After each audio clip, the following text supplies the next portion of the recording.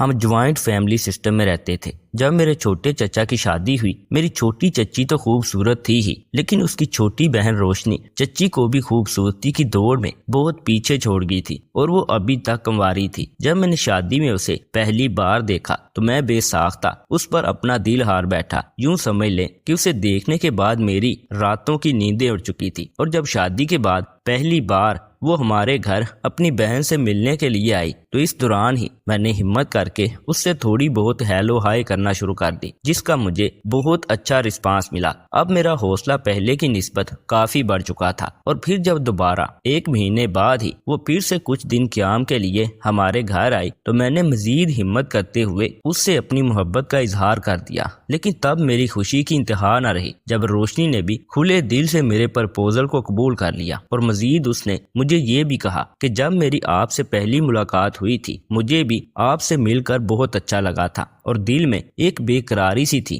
کہ میں پھر سے آپ کے گھر آؤں اور دوبارہ میری آپ کے ساتھ بات چیت ہو۔ خیر پھر اسی خوشی میں ہی رات بھر مجھے نیند بھی نہیں آئی تھی، اور پھر جب نئے دن کا سورج طلوع ہوا تو میں نے باتوں ہی باتوں میں روشنی کو اپنا فون نمبر بھی دے دیا۔ پھر سارا دن ہم گھر والوں سے چوری چھپے ایک دوسرے سے فون پر نہ صرف محبت بھری باتیں کرتے رہے بلکہ ایک دوسرے کو اپنے دل کی کیفیات بھی بتاتے رہے، اور اس مختصر دورانیے میں ہی ہم دونوں میں کافی بے تکلفی ہو چکی تھی۔ پھر جب رات ہوئی تو رات کا کھانا کھانے کے بعد روشنی اکیلی ہی چھت پر چہل قدمی کرنے میں مصروف تھی۔ اس دوران میں بھی موقع پا کر چھت پر چلا گیا۔ پھر جب میں نے روشنی کا ہاتھ اپنے ہاتھوں میں لے کر تھوڑی پیش رفت کی تو اس کی سانسوں کا توازن بگڑنے لگا۔ یہ دیکھ کر میں حیرت زدہ رہ گیا کہ روشنی تو چھت پر میرا ہی انتظار کر رہی تھی۔ پھر خود ہی وہ میرا ہاتھ پکڑ کر مجھے سٹور روم میں لے گئی، اور پھر میں نے مسلسل 3 چچا کی شادی کے ہنگامے جب تھوڑے سرد پڑے تو گھر میں چچی کی صورت میں ایک نیا اور خوشگوار اضافہ ہو چکا تھا۔ چچی ایک اچھی سلجھی ہوئی اور سمجھدار عورت تھی، اور اس گھر میں آنے کے بعد ان کی موجودگی سے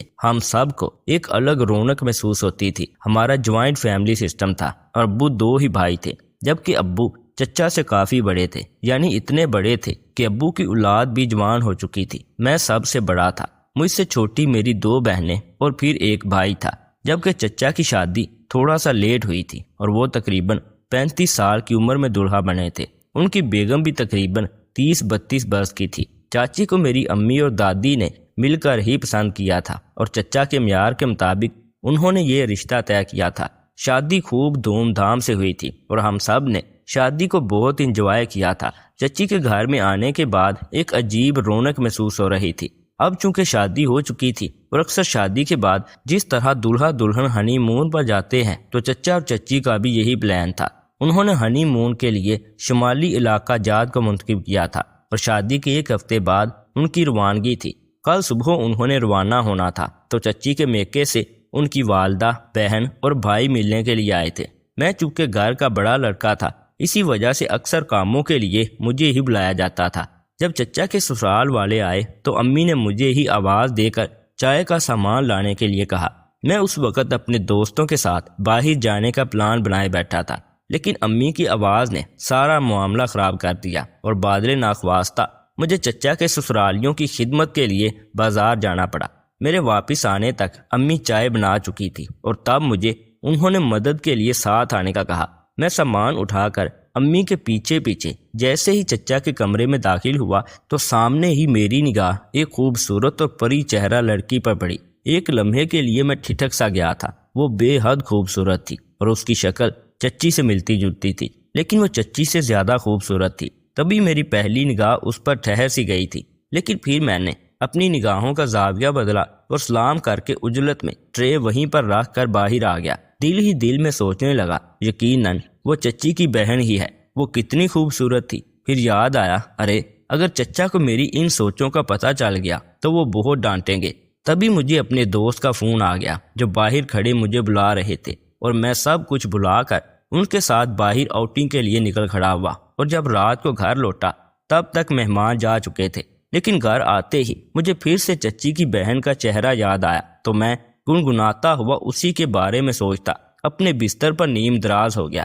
ایسا نہیں تھا کہ میں نے آج تک اتنی خوبصورت لڑکی نہیں دیکھی تھی۔ ہمارے خاندان میں بھی ایک سے بڑھ کر ایک خوبصورت موجود تھی، لیکن نہ جانے اس لڑکی میں ایسی کیا بات تھی کہ پہلی نظر میں ہی وہ مجھے بہت اچھی لگی تھی۔ حالانکہ میری کئی دوستیاں تھیں، میں نے کافی لڑکیوں کے ساتھ دوستی قائم کر رکھی تھی، لیکن کبھی ایسا نہیں ہوا تھا کہ خاندان یا ملنے ملانے والی کوئی لڑکی میری فرینڈ لسٹ میں شامل ہو سکے۔ اور اب مجھے لگ رہا تھا جیسے چچا کی سالی کے ساتھ مجھے اپنی دوستی بنانی ہی پڑے گی، کیونکہ پہلی نظر میں وہ مجھے بے حد حسین لگی تھی۔ چچا لوگ تو اگلے دن ہنی مون پر چلے گئے تھے۔ 15 دنوں کے بعد ان کی واپسی تھی۔ اس دوران ایک دن امی نے نیاز پکائی تو ایک ڈونگا تیار کر کے دیا اور کہنے لگی، یہ لو، یہ جا کر اپنے چچا کے سسرال میں دے آؤ۔ اگر وہاں نہیں بھیجیں گے اور بعد میں اگر انہیں نیاز کا پتہ چلا تو مناسب نہیں لگے گا، اور پھر بعد میں تمہارے چچا بھی اعتراض کریں گے کہ نیاز دلائی تھی تو میرے سسرال کیوں نہیں بھیجی۔ امی کی بات سن کر میرا دل ایک دم خوش ہو گیا تھا، کیونکہ اب ایک بار پھر سے مجھے چچی کی بہن کو دیکھنے کا موقع مل رہا تھا۔ اسی لیے میں خوشی خوشی کپڑے تبدیل کر کے بالوں کو سیٹ کرتا ہوا بائک پر نیاز کا ڈونگا رکھتے ہوئے سیدھا چچی کے سسرال پہنچ گیا، جہاں پر مجھے کافی اچھا پروٹوکول ملا تھا۔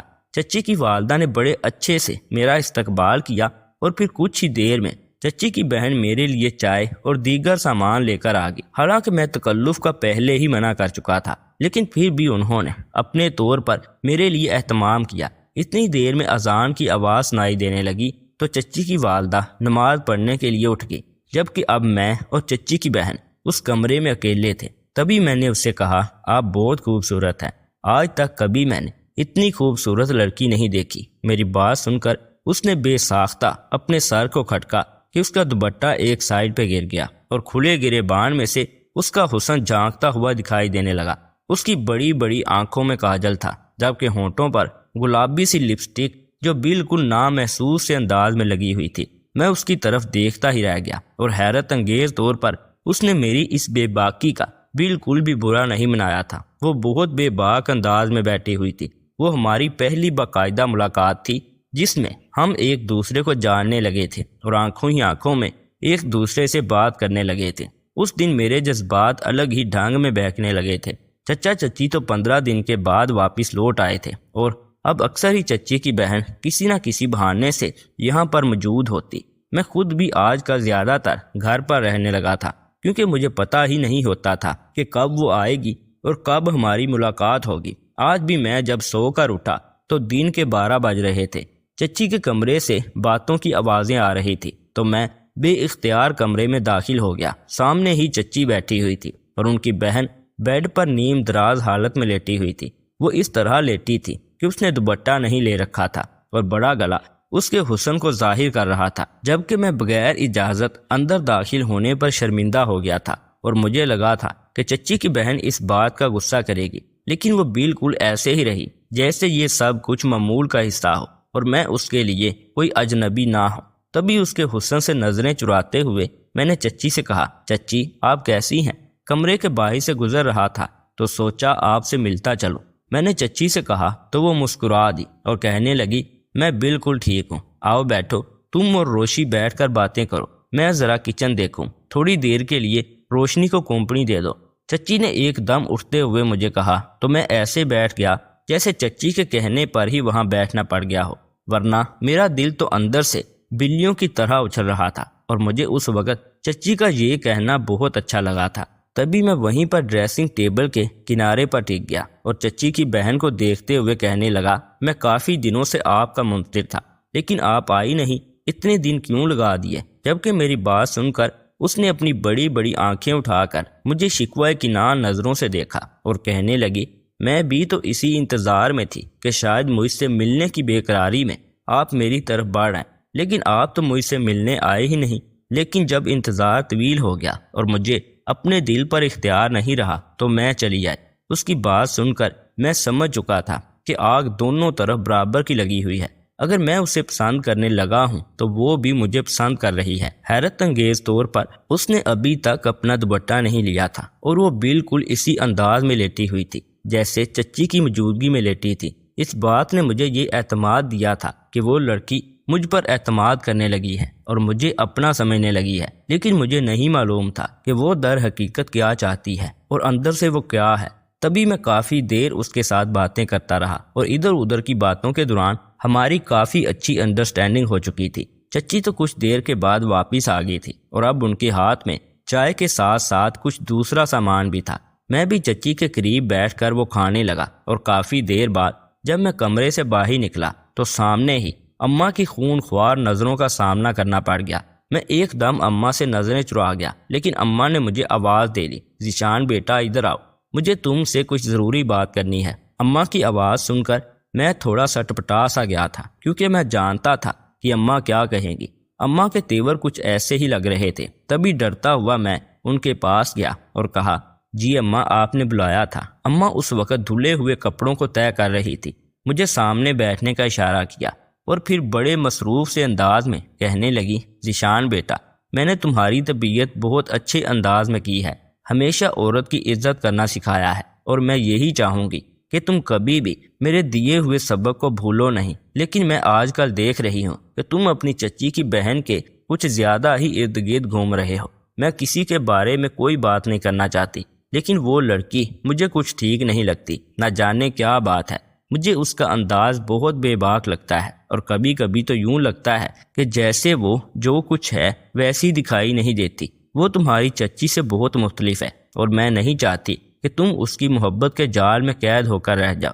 اس لیے بہتر یہی ہے کہ ابھی اپنے قدم واپس موڑ لو، دوبارہ کبھی اس راستے پر چلنے کی کوشش مت کرنا۔ اماں نے مجھے دو ٹوک انداز میں جب یہ کہا تو میں بڑی کوشش سے بے ساختہ ہنس پڑا اور اماں سے کہا، ارے نہیں اماں، ایسا کچھ بھی نہیں ہے، وہ ایک اچھی لڑکی ہے اور میری دوست ہے، بس اس کے علاوہ اور کوئی بات نہیں ہے۔ آپ بلکہ اسے دوست بھی نہیں کہہ سکتی، جان پہچان، یا یوں کہہ لیں کہ میں رشتہ داری کی مروت اور لحاظ میں اس سے بات چیت کر لیتا ہوں، جبکہ میرا ارادہ نہ تو غلط ہے اور نہ ہی نیت خراب ہے۔ میں نے اماں سے زیادہ جیسے خود کو سمجھا دیا ہو۔ تبھی اماں نے گہری نظروں سے میری طرف دیکھتے ہوئے کہا، ٹھیک ہے، مجھے تمہاری بات پر یقین ہے، اور یقیناً تم اپنے کہے ہوئے لفظوں کا مان رکھو گے۔ اماں نے تو یہ کہہ کر مجھے جیسے پابند کر دیا تھا، اور میں بڑا جوش بوس سا ہوتا ہوا وہاں سے اٹھ آیا تھا۔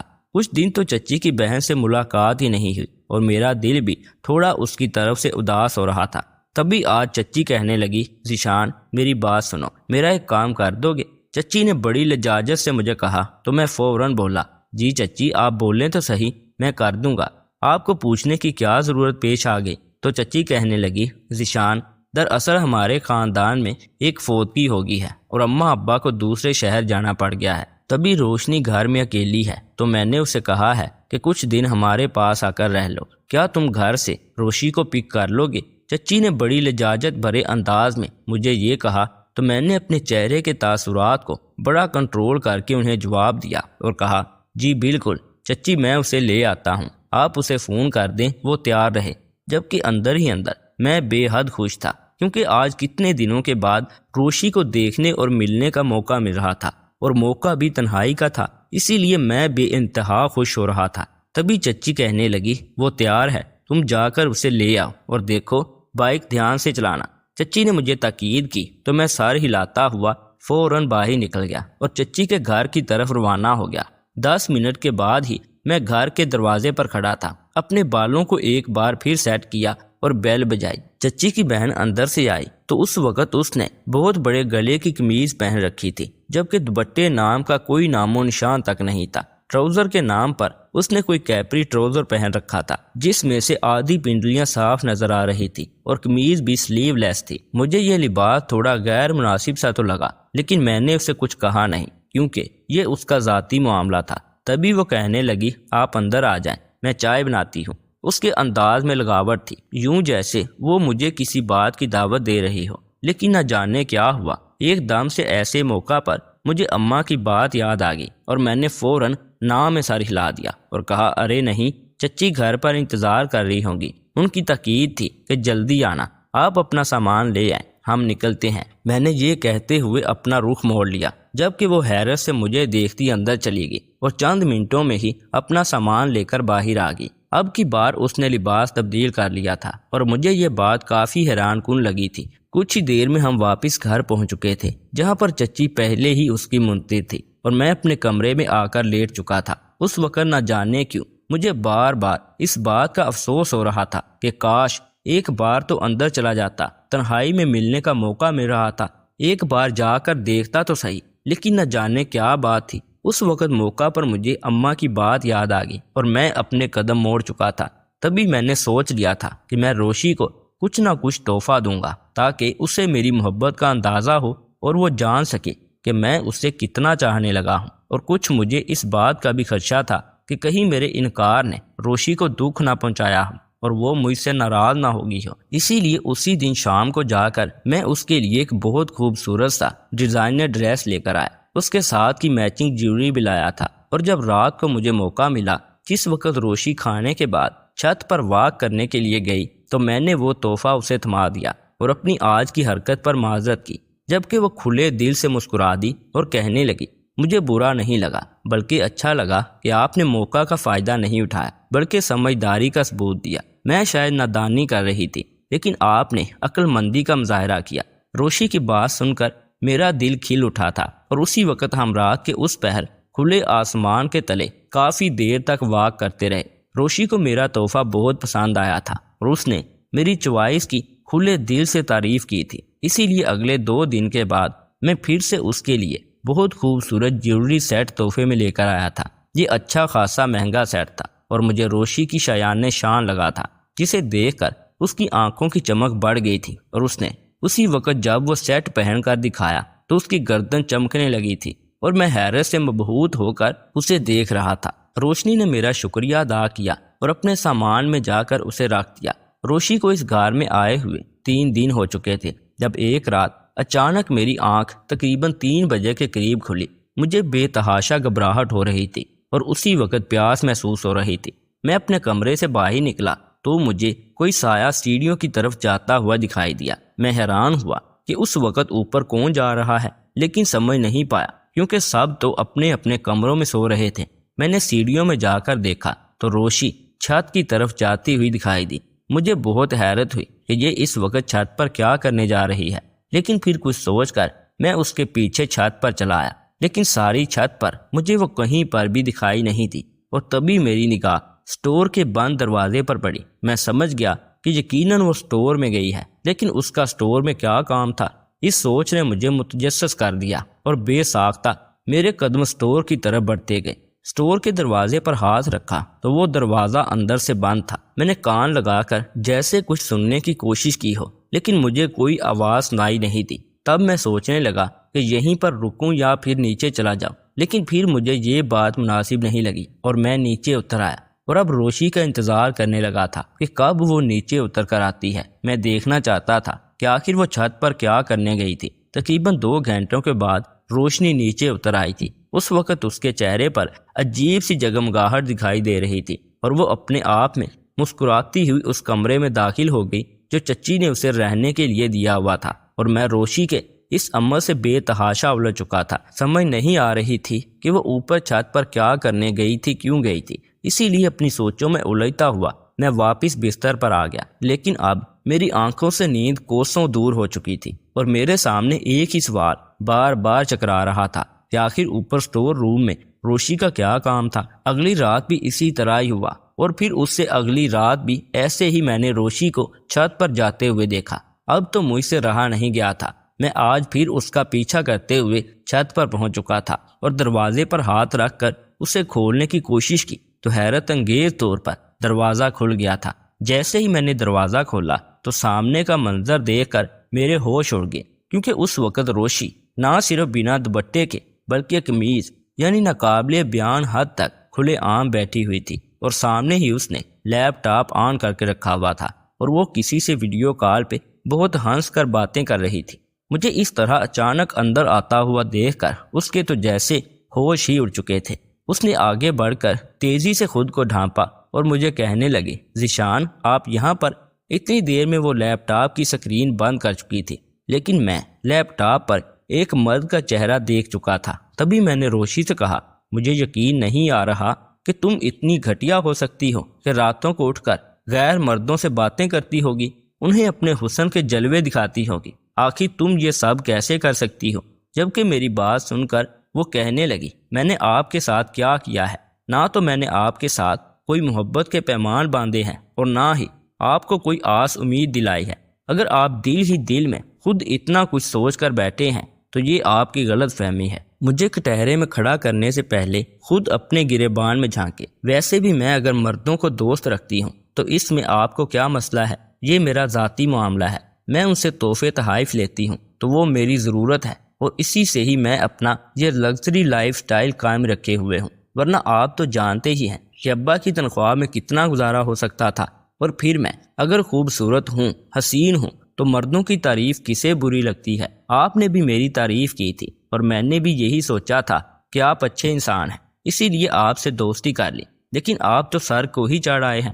مجھے آپ میں کوئی دلچسپی نہیں، یہ بات اچھی طرح سے سمجھ لیں۔ روشنی نے تو جیسے آئینہ میرے سامنے رکھ دیا، وہ بجائے شرمندہ ہونے کے جیسے مجھے شرمندہ کر گئی اور چپ چاپ لیپ ٹاپ اٹھا کر نیچے چلی گئی، جبکہ اس رات میں سمجھ گیا تھا کہ روشنی جس راستے پر چل نکلی ہے، اس راستے پر سوائے تباہی کے اور کچھ بھی نہیں ہے۔ شاید چچی کو یا اس کے گھر والوں کو اس کی حرکتوں کا علم نہیں ہے، یا اگر وہ جانتے بھی ہیں تو پردہ پوشی کیے ہوئے ہیں، لیکن میں روشی کے ساتھ مزید نہیں چل سکتا تھا، اس لیے میں نے سوچ لیا تھا کہ میں اپنے قدم پیچھے موڑ لوں گا۔ اماں نے روشی کے بارے میں جو تجربہ کیا تھا وہ بالکل صحیح کیا تھا۔ وہ واقعی ایک اچھی لڑکی نہیں تھی اور نہ ہی گھر بسانے والی لڑکی تھی، اسی لیے میں نے اب اماں کی بات مان لی تھی اور اپنے مستقبل کا سوچتے ہوئے سنجیدگی سے نوکری کرنے کے بارے میں سوچ رہا تھا، اور روشنی کا خیال دل و دماغ سے کہیں دور کہیں پیچھے جھٹک دیا تھا۔ دوستو، اس ویڈیو سے متعلق کمنٹ سیکشن میں ہمیں اپنی قیمتی رائے سے ضرور آگاہ کیجیے گا، اور اگر ویڈیو اچھی لگے تو ویڈیو کو لائک کرنے کے ساتھ ساتھ مزید ایسی نئی ویڈیوز دیکھنے کے لیے اس چینل کو بھی ضرور سبسکرائب کر لیجیے گا۔ شکریہ۔